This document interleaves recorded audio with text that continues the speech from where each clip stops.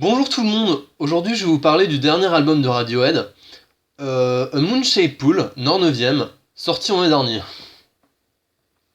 Ce que j'aime chez ce groupe, c'est qu'aucun album ne ressemble à un autre, et qu'il a toujours su proposer quelque chose de neuf à chaque fois.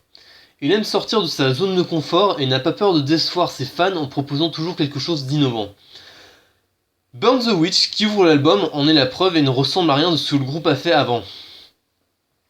Par contre, je dois vous l'avouer que j'ai eu un peu de mal lors de ma première écoute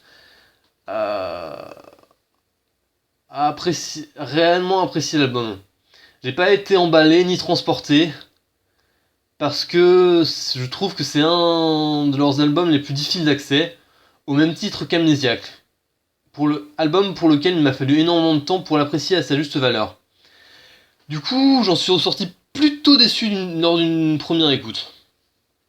Ce que je reprochais à cet album notamment, c'est que je ne le trouvais pas assez hétérogène. Il y avait beaucoup trop de pistes avec un tempo assez lent.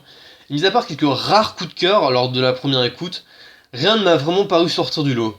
Une bonne partie des pistes me semblait un peu quelconque. L'album me semblait paresseux au niveau de la production, que je trouvais assez pauvre et vide. Ça m'avait laissé totalement de marbre, si on peut dire les choses comme ça. Mais il ne faut jamais rester sur une première impression. Après plusieurs réécoutes, j'ai trouvé que l'album était d'une cohérence sans pareil, et je me suis rendu compte qu'un vrai travail avait été réalisé dessus.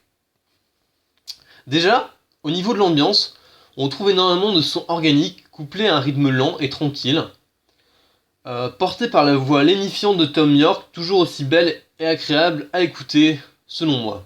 Après, il y en a certains qui trouvent que la voix de Thom Yorke n'est pas très belle et un peu chevrotante, mais ce n'est pas mon cas. Quant à l'instrumental, elle est souvent très minimaliste, et même si je trouvais qu'il s'agit du gros point d'art de l'album, les chansons ne sont pas indifférenciées pour autant. L'album ne forme pas un bloc homogène comme j'ai pu le croire lors de ma première écoute. Loin de là. Les pistes proposent toutes une immersion dans un monde différent, pas forcément perceptible dès la première écoute, parce qu'on a l'impression d'entendre un son quasi uniforme à cause de l'atmosphère paisible, omniprésente et développée tout au long de l'album, alors que c'est très loin d'être le cas. L'instrumental est peut-être minimaliste, mais pas inexistante pour autant. Il y a de la guitare acoustique, de la basse, du piano, de l'orchestral, du synthé. Et ces instruments sont souvent saupoudrés de teintes d'ambiance, à tendance psychédélique par moments, qui ne sont pas sans rappeler les albums Kid A et Amnesiac. L'album que je trouvais vide et paresseux est en réalité très riche. L'album prend son temps, n'est pas agressif, nous propose une véritable immersion au pays des rêves, et chaque piste nous suggère un paysage dans lequel on peut s'immerger. On peut se permettre de fermer les yeux et de partir ailleurs, s'évader, et de se laisser bercer par la rythmique lente, mais tellement belle et apaisante de l'album. Les personnes qui ont trouvé l'album ennuyeux et creux devraient prêter une oreille plus attentive.